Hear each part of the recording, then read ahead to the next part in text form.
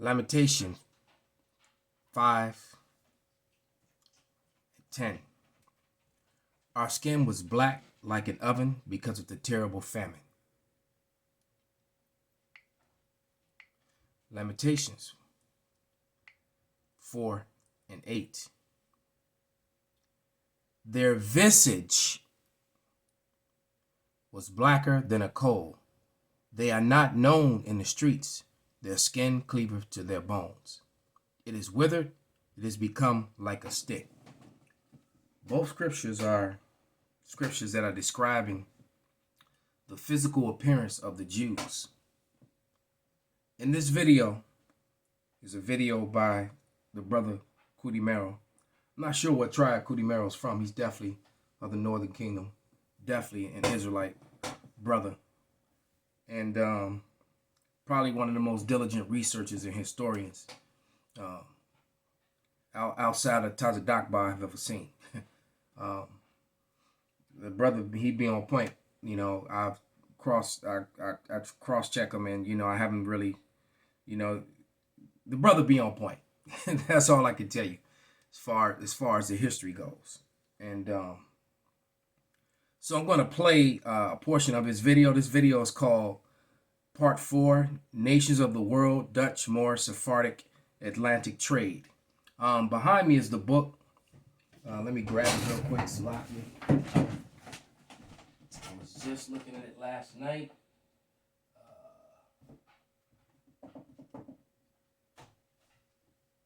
Here we go. Book by Mayor K. Serling. Christopher Columbus, Participation of the Jews in the Spanish and Portuguese Discoveries. All right, by Mayor K. Serling. All right, we're pretty much going into a lot of the same history. Mayor K. Serling was a rabbi, and in this book he talks about the Morenos. Well, you're looking at a Moreno on the screen, a Moor and a Moorish, and the Morenos and the Morenos were what? Sephardic Jews, the crypto Jews. And when you go to the online etymology online, it tells you that a Jew and a Moor are the same. And he covers a lot of that information. In the matter of fact, I didn't even realize that his name was right there in the screen. Anyone who wants to go look up this brother, here it is. If you follow the white arrow, that is at Kudimero. So this was put together by the brother Kudimero. But nevertheless, a lot of the information that's used in this video, a lot of that information can be found in this book, including the information on page 95, which you see I've littered with notes. Well, I can actually start in 99. 95.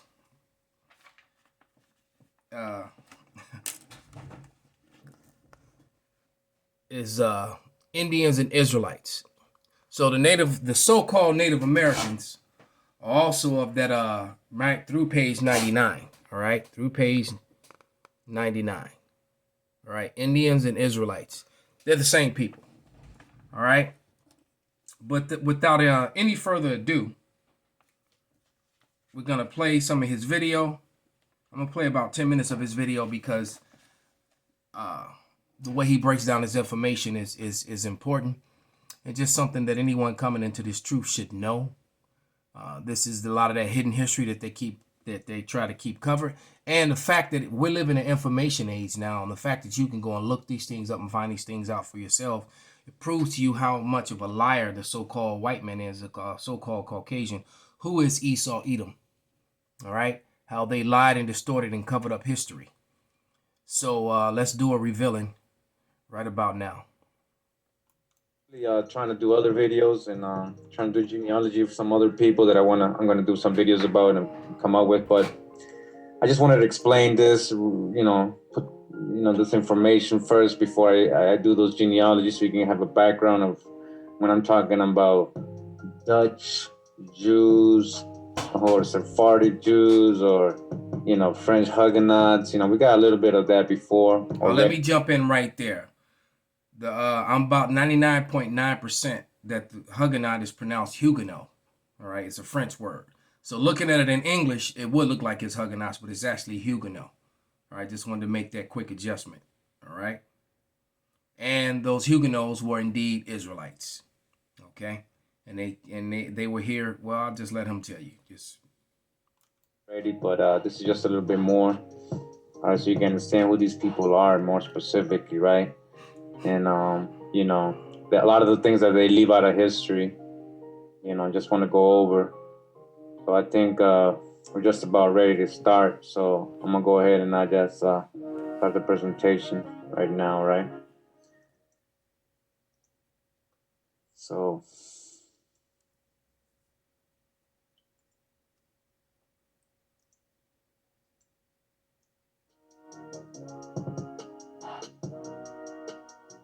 all right.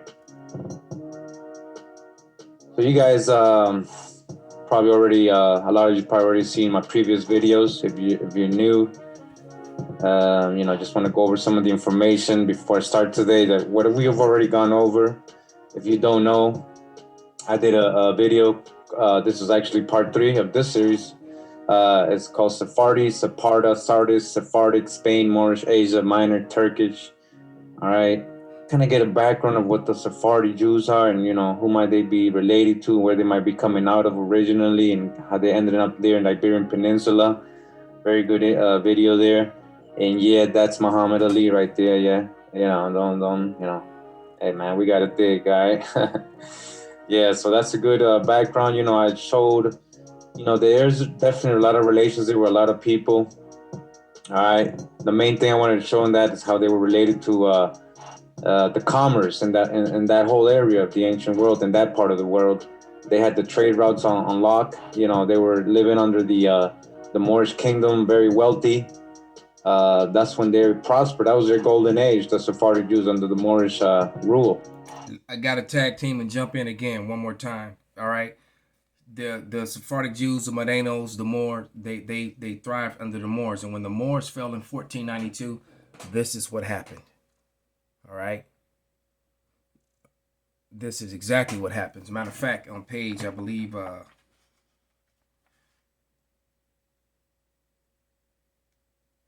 15, there can it says, he was also very fond of reading the Bible, the 4th book of Ezra, which was probably written by a Jew who lived outside of Palestine, according to his own assertion.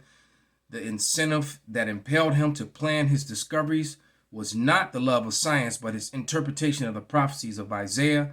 In Portugal, Columbus earnestly conceived the idea of making maritime discoveries by way of the West. And these Moors, these Sephardic Jews, they knew that the Israelites were over here in the New World. They were that's why he brought Moorish, Sephardic, Hebrew-speaking Moorish and Morenos with him. All right, which are also written in this book. He brought 5 of them, the Torres being one of them.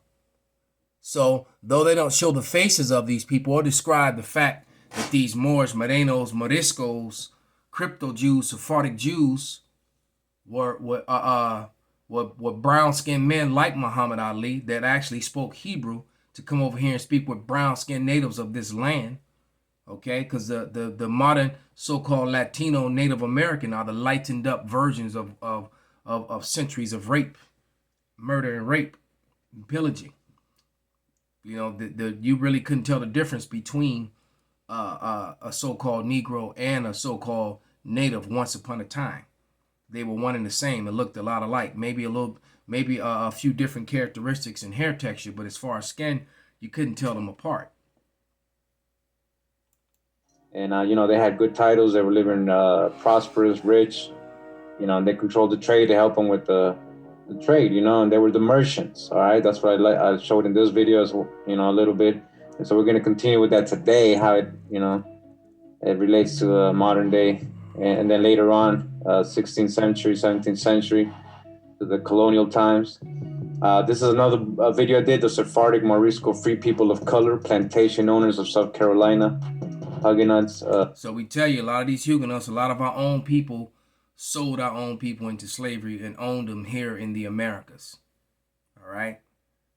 So especially the Moors, and you got a lot of people that gravitate to that Moorish lifestyle. You can call yourself a Moor and call on Allah all you want. Allah means power in Hebrew. Okay, that's what it means. And You got to remember, Abraham comes before Ishmael. Hebrew is older than Aramaic. They're not one and the same. All right, like the Iberian Peninsula he spoke about. Which goes back to the word Ibar from the past. Is where the word Hebrew comes from. All right. So it's the Hebrew language, and so you people that are prescribing to this whole Moorish lifestyle and Moorish religion, you're still an Israelite by blood, and your true God is Yahweh, not Allah. Servitude, and I'm gonna mention this name here in this video a little bit, the Costa, but I just wanted to show, the Costa. We talked about a lot of stuff in this video, but mainly how the Sephardic Jews, the city of Charleston was free people of color city, mainly majority. It wasn't pale skinned people over there in colonial times, all right, and that the Costas were from there. They were listed as mulattoes. They're actually Sephardic Jews. The Costa's Portuguese name, but they were coming out of Ireland. All right, so again, we're going to see how the Sephardic Jews and Moors got expelled, and they had to go from there to many different countries. A lot of them went to France, becoming Huguenots, and a lot of them go directly to Holland, becoming Dutch, and then into Ireland and England. So, that was just that video. Wow, I didn't realize that was there because I was listening to this and not watching it when I first, And there it is right there, the Morenos, which were Sephardic Jews. Moreno, and when you look up that definition, it's going to say a Jew or Moor. And Moor means what? That's a German word for black. All right? In German, you refer to someone as Moor, you call them a so-called black person. Of Portugal and Spain. So the Moors and the Jews are indeed the same race of people. What separates them are their worship, their way of worship. The Morenos, the Sephardic Jews, stuck with the Bible, and the Moors cleaved onto Islam. That being the difference. Very good info, actually. I'm summarizing it, but if you haven't seen it, go check it out. Very good, so you can get a clear understanding after you watch this today. Go get those videos again. This is an old school one. This is like 2 years ago. Columbus and his Negro friends, Marranos, Moors, Black conquistadors, Canaanite, Moabite. Right, that whole Canaanite, Moabite. Canaanites are Africans and Moabites are the so-called Chinese. And the Moors, I guess they see because the word M-O is in Moabite. Well, that's clearly not how it would be pronounced in Hebrew or how it would be spelled. So they're taking a translation of a word that's not even the true spelling or sound of the word and running with it. That's the foolishness of that. Yes, I said it. All right. The connection that they try to make between Moab and the Moors and Morenos are the same people, and your lineage is through your fathers. They're trying to cleave on to some weird doctrine that they use about Ruth, and Ruth was a Moabite, right? That's Ishmael. It is funny too how they elevate the woman in that way, but then they treat women like, But anyway. What does it say here? The Marranos, the Moorish Jews of Portugal. All right. Again, 2 years ago, we were, we're surfing. We're still surfing. We're learning. During this time, I didn't know how deep it was, but I was already uncovering certain things of the layers of the lies, So it's getting deep. The investigation's getting deep. Yeah. 2 years later, I appreciate it. Actually, 3 years later, this is 2018 almost. So 3 years later, I appreciate everybody supporting and still here learning. We all learning. We're still learning, We can't say we all know it all. I can't say I know it all now.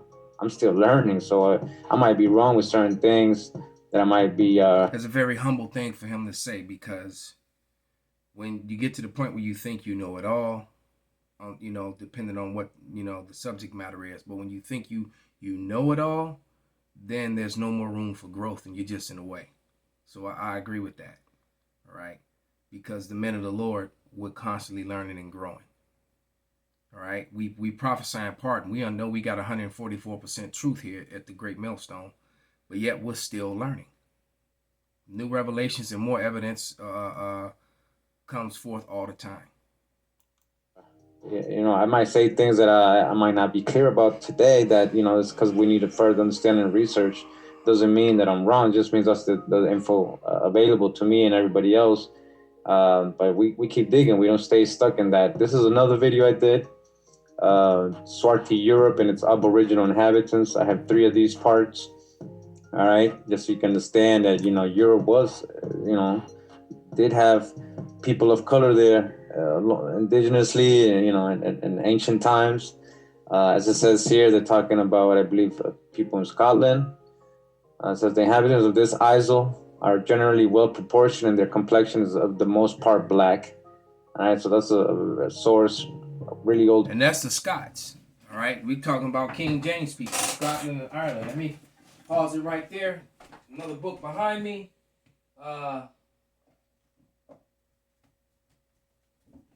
Need to get my book set up to where my books are right behind me, so I can, like these false prophets and these Edomites who sit up and always put a bookshelf behind them full of books to make it look as if they're well studied or something. All right, but here's the book, The Negro Question, and there's some very important quotes in here. Lot of good information in here, but this first page, 4 and 5, are quotes from books and different professors from the 1600s, 1700s, and the 1800s. All right, page numbers, volumes, and books, eyewitnesses to what he's saying about the people of Ireland, Scotland, and England. And the people there referring to themselves royals. As a matter of fact, I also have the book "Color Knows No Length," color. Nature knows no color line. All right, which shows you the family crest of the royal families of Ireland, Scotland, England, Portugal, Spain, Germany, the Netherlands, and none of them were so-called white people. So when I say that you were not the Caucasians, you were not the Vikings, you were not the Saxons, you were not the English, you were not the Brits, you were not the Irish. All right, you were not the Scots. You were not.